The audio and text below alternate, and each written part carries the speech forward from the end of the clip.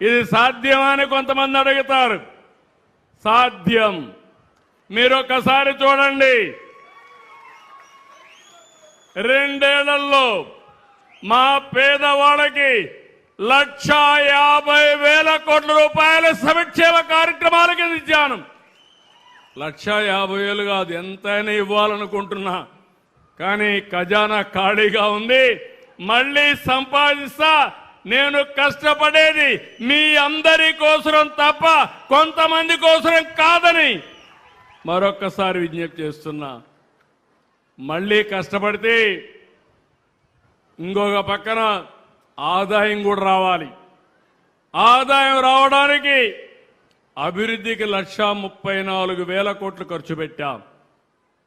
ఒకప్పుడు అనేవాళ్ళు సంక్షేమం ఇస్తున్నాం కాబట్టి రోడ్లు గుంతలు పెడతామని. నేను ఆ మాట చెప్పడం లేదు. సంక్షేమం ఇస్తాం, రోడ్లు బ్రహ్మాండంగా ఉండాలి. ఒక రోజున ప్రతి ఒక్క రోడ్డు అద్దంలాగా ఉండాలి. మన నాగరికతకు చిహ్నం మన రోడ్లేనని చెప్పి మరొక్కసారి విజ్ఞప్తి చేస్తున్నా. అందుకే ఈరోజు మీరు ఒక్కసారి చూస్తే 25-26లో 6 రెట్లు ఎఫ్డిఐ పెరిగింది. ఫారిన్ డైరెక్ట్ ఇన్వెస్ట్మెంట్ 6.5 రెట్లు పెరిగిందంటే అది ఈ ప్రభుత్వం యొక్క సత్తా. ఒకప్పుడు ఆంధ్రప్రదేశ్ అంటే చాలా చులకన. మీరు ఒకసారి చూడండి, 5 సంవత్సరాలు రాజధాని లేని రాష్ట్రం ఆంధ్రప్రదేశ్ రాష్ట్రం. అవునా కాదా? ఆ రోజు నేను ఒక మాట చెప్పాను. హైదరాబాద్ని సైబరాబాద్ని డెవలప్ చేశాం. ఆ శక్తి మనకుంది. మళ్ళీ ఈ తెలుగు జాతి కోసం ఇంకొక నగరం అమరావతిని అభివృద్ధి చేస్తానని ఆ రోజు చెప్పాను. నేను చెప్తే ఆ రోజు వీళ్ళు కూడా అసెంబ్లీలో ఒప్పుకొని, తర్వాత ఏం తమ్ముళ్ళు ఇన్నారో 4కు ఎన్ని మడతలు ఉంటాయో నాకు తెలియదు, కానీ వీళ్ళ బిహేవియర్ చూస్తే అమరావతికి మేము కూడా ఒప్పుకుంటామన్నారు. ఒప్పుకున్నారు. ఒప్పుకున్న తర్వాత అధికారం వస్తానే పేరు ఫిరాయించి 3 రాజధానులు ఏంటని మాట్లాడారు. 5 ఏళ్లు 3 ముక్కలాట ఆడారు. రైతులు స్ఫూర్తిదాయకంగా 29,000 మంది రైతులు 33,000 ఎకరాలు భూమి ₹1 తీసుకోకుండా ల్యాండ్ పూలింగ్ లో భూమి ఇచ్చారు. అది వాళ్ళ స్ఫూర్తి. ఒక సుందరమైన నగరం తయారు చేయాలనుకున్నాం. అప్పటి నుంచి మీరు చూస్తే ఎన్ని ఆటలాడాలు ఆడి మొన్నే గవర్నమెంట్ వచ్చిన తర్వాత మళ్ళీ నరేంద్ర మోడీ గారు వచ్చి పనులు పునఃప్రారంభించారు. పునఃప్రారంభించి చూస్తే వీళ్ళకు దిక్కుదాల్చడం లేదు. అసూయ పెరిగింది. ఇప్పుడు వాటికన్ సిటీ అంట. నాకు అది అర్థమే కావడంలా. మ్యావిగన్, వాటికన్ సిటీ తరహాలో మ్యావిగన్. మీకు అర్థమైందా తమ్ముళ్ళు? మీకు అర్థమైందా మా ఆడబిడ్డలు? మ్యావిగన్. నేను అడుగుతున్నా ఇక్కడుండే వాళ్ళకి, అమరావతి కావాలన్నా రాజధానిగా? కావాలంటే చేతుల పైకెత్తండి. ఏ ఒక్క వ్యక్తి అయినా మ్యావిగన్ సహకరిస్తారా అని మిమ్మల్ని అడుగుతున్నా. మళ్ళీ 3 ముక్కలాట కావాలన్నా అని మిమ్మల్ని అడుగుతున్నా. రాజధానిని విధ్వంసం చేసుకుంటావా అని మిమ్మల్ని అడుగుతున్నా.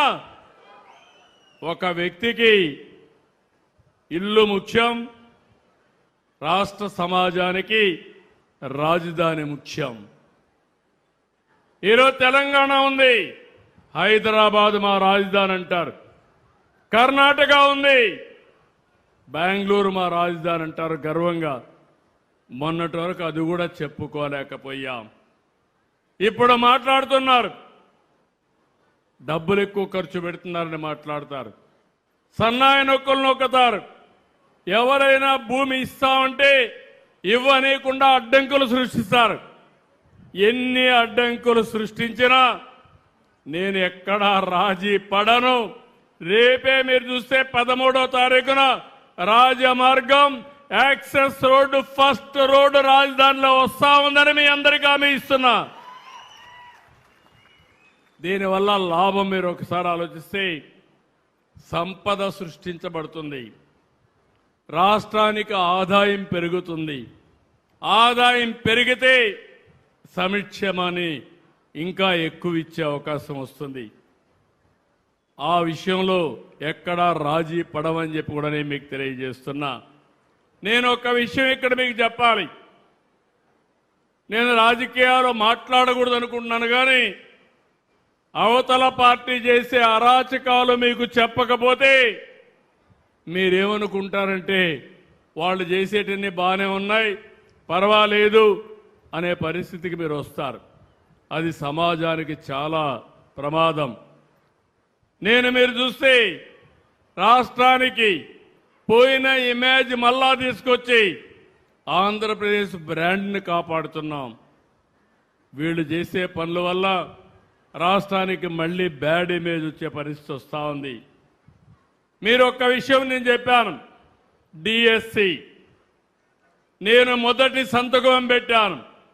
ఎన్నికల ముందు చెప్పాను, ఒకే మాట చెప్పాను, 16,000 ఉద్యోగాలు, ₹1 అవినీతి లేకుండా మీకు రిక్రూట్ చేసే బాధ్యత నేను తీసుకుంటానని ఆ రోజు చాలా స్పష్టంగా హామీ ఇచ్చాను. అవునా కాదని అడుగుతున్నా.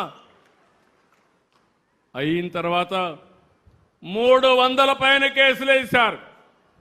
ఉద్యోగాలు ఇవ్వడానికి వీలు లేదని, రిక్రూట్మెంట్ చేయడానికి వీలు లేదని అవన్నీ అధిగమించాం. సంవత్సరంలో డిఎస్సి పెట్టి ఇంటర్వ్యూలు పెట్టి అందరినీ పిలిపించి కుటుంబాలతో సహా 16,000 కుటుంబాలు పిలిపించి వాళ్లకు నియామక పత్రాలు అందజేశాం. 1 ఇయర్ అయింది, ఉద్యోగాలు చేస్తున్నారు, పిల్లలకు బాగా చదువు చెప్తున్నారు. నిన్న మొన్న వీళ్ళు వచ్చి మళ్ళా అవినీతి జరిగిందని పేపర్ లీక్ అయిన మాట్లాడే పరిస్థితికి వచ్చారు. ఇంతవరకు ఒక్కరు కూడా బయట వాళ్ళు చెప్పలేదు. ఎవరు రాజకీయం చేశారంటే గొడ్డలి పార్టీ రాజకీయం చేసే పరిస్థితికి వచ్చారు. ఆ విషయం మీరు గుర్తుపెట్టుకోవాలి. దీనిపైన కోర్టుకు వెళ్ళారు. కోర్టు మళ్ళా చీవాట్లు పెట్టింది, కొట్టేసింది. కానీ ఇప్పుడు కూడా ధర్నాలు చేస్తారు. ధర్నాలు చేసే వీళ్ళు చేసే పనులు మీరు చూస్తే ప్రజలకు ఇబ్బంది కలిగించాలని ప్రయత్నం చేస్తున్నారు. ఒక తరాన్ని నాశనం చేశారు. ఇంకొక పక్క ఇప్పుడు జంజీ అని మాట్లాడతారు. వీళ్ళు జంజీ కాదు, గొడ్డలి జే. జగన్మోహన్ రెడ్డి గొడ్డలి. నేను ఒకటే చెప్తున్నా, మీరు చేసే అరాచకాల్ని ఎట్టి పరిస్థితుల్లో ఉపేక్షించే సమస్య లేదు. ప్రజల బాగోగుల కోసం ఈ ప్రభుత్వం అవసరమైతే కఠిన చర్యలు కూడా తీసుకుంటానని మరొక్కసారి మీ అందరికీ హామీ ఇస్తున్నా. ఇది ఒక్కటే కాదు, గంజాయి బ్యాచ్, బ్లేడ్ బ్యాచ్, నేరాలు ఘోరాలు చేసే వ్యక్తులందరినీ ప్రోత్సహిస్తారు. మొన్న మీరు చూడండి, ఒక మాజీ మంత్రి, సమాజానికి హితం చెప్పవలసిన వ్యక్తి కొడుకు యాక్సిడెంట్ చేశాడు. చేస్తే ఏం చేయాలి? చనిపోయిన వ్యక్తిని హాస్పిటల్ తీసుకుపోవాలని లేదా అని మిమ్మల్ని అడుగుతున్నాను. బాధ్యత కలిగిన వ్యక్తి అయితే నేరుగా తన హాస్పిటల్ తీసుకెళ్లి ముందు ట్రీట్మెంట్ ఇప్పించి బతికిచ్చే అవకాశం ఉంటే బతికించాలి. అది చేయలేదు. మాజీ మంత్రి ఇమ్మీడియట్గా వెళ్ళి వాళ్ళ తండ్రి కాబట్టి ఆ కొడుకు కేసు మాఫీ చేయడానికి వేరే వాళ్ళపైన కేసు పెట్టించాడు. వేరే వాళ్ళపైన కేసు పెట్టి ఈ కేసు మాఫీ చేసుకున్నారు. ఇప్పుడు రాష్ట్రం అంతా సీసీటీవీ కెమెరాలు పెట్టారు. ఎవడైనా దొంగతనం చేసినా, నేరాలు ఘోరాలు చేసినా కబద్దార్, 3వ నేత్రం మీ వెంటనే ఉంటుంది. ఎవరు తప్పించుకోలేరు. అందులో మొత్తం వచ్చాయి. వస్తే ఈయన అంటాడు చాలా చిన్న పిల్లోడు చంపేశాడు ఏమవుతుందని మాట్లాడతాడు. గొర్రెల కాపరి చనిపోయాడు. చనిపోతే 44 ఏళ్ళు చనిపోయాడు. దానికి పెద్ద సమస్య ఏంటంటాడు. మీరు ఒక్కసారి ఆలోచించుకోవాలి. మానవత్వం ఉండాలి, మనుషుల్లో ఆలోచన విధానం ఉండాలి. మొన్న దానిపైన చూడడానికి పోయి రోడ్డంతా స్తంభింపజేస్తూ వెళ్ళారు. విశాఖపట్నం నుంచి 1 గంట జర్నీ, 7 గంటలు వెళ్ళారు. అక్కడ ఒక పోలీస్ ఆఫీసర్, ఒక మహిళ, ప్రజలను కాపాడవలసిన మహిళ, కాకి బట్టలు వేసుకున్న మహిళ, గవర్నమెంట్ వీరికైతే ఒక వెపన్ కూడా ఇస్తారు. వాళ్ళ ఆత్మరక్షణకే కాకుండా ప్రజల్ని కాపాడడానికి అలాంటి మహిళ పట్ల అసభ్యంగా ప్రవర్తిస్తారు. మనుషులు మామూలుగానే మహిళను ఎవరన్నా టచ్ చేస్తే మనం అందరం కూడా చాలా కోప్పడతాం. అవునా కాదా అని అడుగుతున్నా. వెకిలి చేష్టలు చేస్తారు, ఇష్టానుసారంగా చేస్తారు. కడానావిడిని మాప్ చేసేసి ఇష్టానుసారంగా అసభ్యంగా ప్రవర్తిస్తే కనీసం కండెం చేసే పరిస్థితి లేకుండా పోయింది. నేను అడుగుతున్నా మిమ్మల్ని, పోలీస్ ఆఫీసర్కి, మహిళా పోలీస్ ఆఫీసర్కే రక్షణ లేకపోతే మీకు రక్షణ ఉంటుందా? మహిళలు మీరే ఆలోచించమని కోరుతున్నా. మీకు రక్షణ కావాలనా లేదా అని అడుగుతున్నా. గంజాయి బ్యాచ్ కానీ రౌడీలు కానీ రెచ్చిపోతే మిమ్మల్ని కాపాడడానికి ఎవరుంటారని అడుగుతున్నా. అందుకే నేను ఒకటే చెప్పాను, ఇది కరెక్ట్ కాదని చాలా వరకు కండెమ్ చేశాం. ఈ 2-3 సంఘటనలు మీకు ఎందుకు చెప్తున్నానంటే ప్రజా చైతన్యం చాలా అవసరం. నిన్న పొగాకు రైతుల మీద ఎక్కడైతే వెస్ట్ గోదావరి జిల్లాకి వెళ్ళారు, ఏలూరు జిల్లాకి వెళ్ళారు. ఏలూరు జిల్లాకి వెళ్తే నాకైతే ఆశ్చర్యం. ఈరోజు మీ అందరికి అభిమానం ఉంది, వచ్చారు. ఇప్పుడు ఎన్నికలు పెడితే చీరాలలో మొన్నటి కంటే ఎక్కువ మెజారిటీ ఓట్లు ఇవ్వడానికి సిద్ధంగా ఉన్నారు. రాష్ట్రంలో కూడా ఈ పరిస్థితే. ఇలాంటి సమయంలో ఒక పర్యటన పెడతారు, పేరు పొగాకు రైతుల కోసం, చేసేది రౌడీజం. ఎక్కడికక్కడ రప్ప రప్ప అంటూ రోడ్డు మీదకి వస్తారు. వస్తే పర్వాలేదు, బ్రాందీ షాపుల్లో తాగిస్తారు. తాగిన వాడికి ఒళ్ళు పైన తెలియదు, బట్టలిప్పేసి రోడ్డు పైనే ఎగరతాడు. ఏంటి ఈ అరాచకం? ఒక రాజకీయ పార్టీ నాయకుడికి ఉండవలసిన లక్షణాలు ఉన్నాయని మిమ్మల్ని అడుగుతున్నా. ఇది న్యాయమాన మిమ్మల్ని అడుగుతున్నా.